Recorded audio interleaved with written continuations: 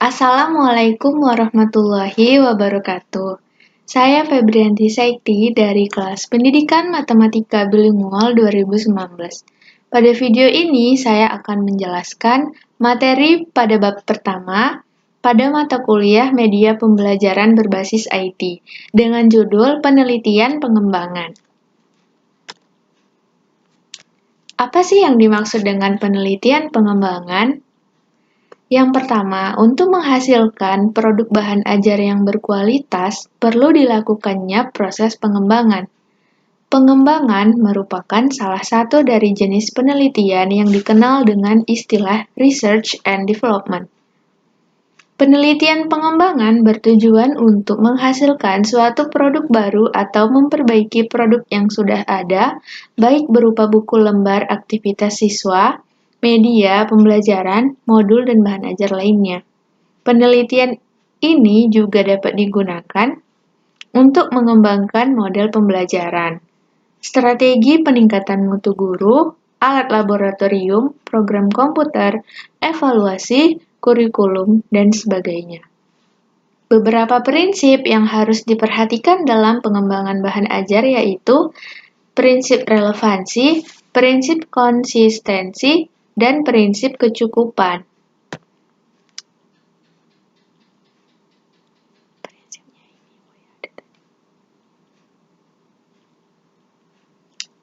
Prinsip relevansi adalah prinsip yang diulas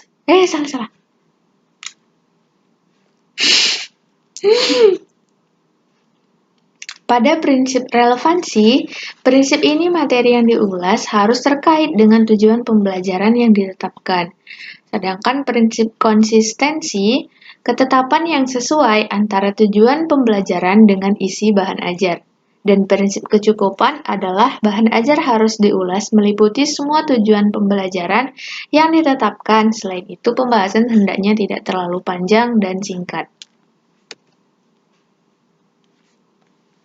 Yang kedua adalah proses pengembangan. Penelitian dan pengembangan bermula dari kebutuhan terhadap suatu produk, maka atas dasar ini diperlukan suatu proses pembuatan suatu produk baru atau pengembangan produk yang sudah ada yang dapat digunakan untuk memecahkan masalah. Setelah mengidentifikasi kebutuhan, selanjutnya menentukan karakteristik atau spesifikasi dari produk yang akan dikembangkan. Berdasarkan karakteristik atau spesifikasi ini dihasilkan produk awal yang akan diuji coba. Proses uji coba dilakukan dengan cara mencobakan produk di lapangan dengan sampel yang terbatas, kemudian dilanjut pada sampel yang lebih luas. Selama uji coba, data-data dikumpul dan dievaluasi. Proses uji coba dan evaluasi dilakukan secara siklus dan berulang sehingga menghasilkan produk berkualitas sesuai kebutuhan. Selanjutnya adalah model-model pengembangan. Ada beberapa model penelitian dan pengembangan yang dapat digunakan untuk mengembangkan suatu media, model, atau bahan ajar, yaitu ada model ADDIE, atau singkatan dari Analysis, Design, Develop, Implement, and Evaluate. Nah, singkatan-singkatan ini merupakan tahap-tahap dari model ADDIE. Yang pertama itu ada analisis atau tahap analisis. Tahap analisis terdiri dari mengidentifikasi masalah, menetapkan tujuan pembelajaran, mengidentifikasi knowledge dan keterampilan, menganalisis lingkungan belajar. Kemudian ada tahap desain. Tahap desain adalah kegiatan merancang model, metode, media, atau bahan ajar. Tahap ini terdiri dari beberapa proses yang harus dilakukan secara sistematis, yaitu menentukan tujuan pembelajaran, merancang rencana pembelajaran, memilih media, merancang perangkat yang diperlukan, merancang materi, mengembangkan alat evaluasi untuk mengukur kompetensi tertentu. Yang ketiga ada tahap develop atau pengembangan. Tahap ini adalah proses pengembangan produk baru yang dilakukan berdasarkan hasil tahap desain. Kemudian ada tahap implementasi. yang bertujuan untuk mengimplementasikan atau uji coba produk yang dihasilkan pada tahap pengembangan. Dan yang terakhir ada tahap evaluasi, yaitu tahap yang dilakukan adalah evaluasi formatif dan evaluasi sumatif. Evaluasi formatif dilaksanakan pada setiap akhir tatap muka atau mingguan, sedangkan evaluasi sumatif dilaksanakan jika kegiatan belajar selesai secara keseluruhan.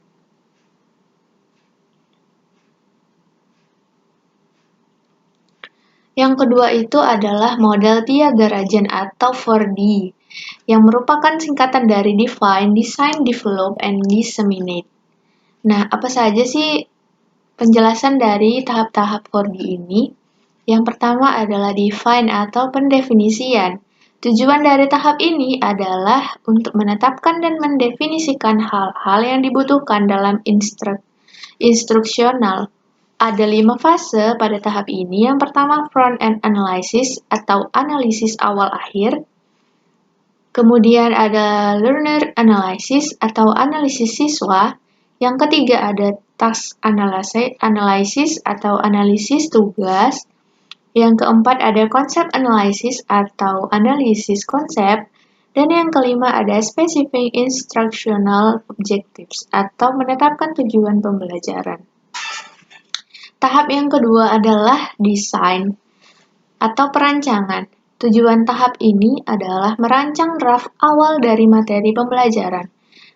Terdapat 4 langkah pada tahap ini, yaitu yang pertama, constructing criterion reference test atau menyusun kriteria referensi tes. Yang kedua, media selection atau pemilihan media. Yang ketiga, format selection atau pemilihan format. Dan yang keempat, initial design atau desain awal. Kemudian ada tahap develop atau pengembangan. Tujuan dari langkah ini adalah memodifikasi materi pembelajaran pada draft awal. Ada 2 langkah dalam tahap ini, yaitu yang pertama expert appraisal atau penilaian ahli. Kemudian yang kedua ada developmental testing atau uji pengembangan. Nah, selanjutnya ada model Assure atau singkatan dari Analyze, Learners, States, Objective, Select Instructional Methods, Media and Materials, Utilize, Media and Materials, Require Learner Participation, Evaluate, and Receive. Kemudian yang keempat ada model Hanafin dan Peck. Yang kelima model PPSI atau Prosedur Pengembangan Sistem Instruksional. Yang keenam ada model Dick and Carey. Dan yang terakhir ada model CAM. Selanjutnya adalah kualitas bahan ajar. Berikut adalah indikator untuk menentukan kualitas perangkat pembelajaran, yaitu yang pertama ada validitas, di mana validitas dalam suatu penelitian pengembangan meliputi validitas isi dan validitas konstruk. Yang kedua, kepraktisan. Pada penelitian ini, perangkat pembelajaran dikatakan praktis apabila dapat digunakan dengan mudah. Kepraktisan yang dikembangkan dalam penelitian ini diukur dari 2 indikator, yaitu penilaian ahli dan respon siswa. Dan yang terakhir ada keefektifan. Indikator untuk menyatakan efektivitas perangkat pembelajaran adalah ketuntasan belajar siswa secara klasikal.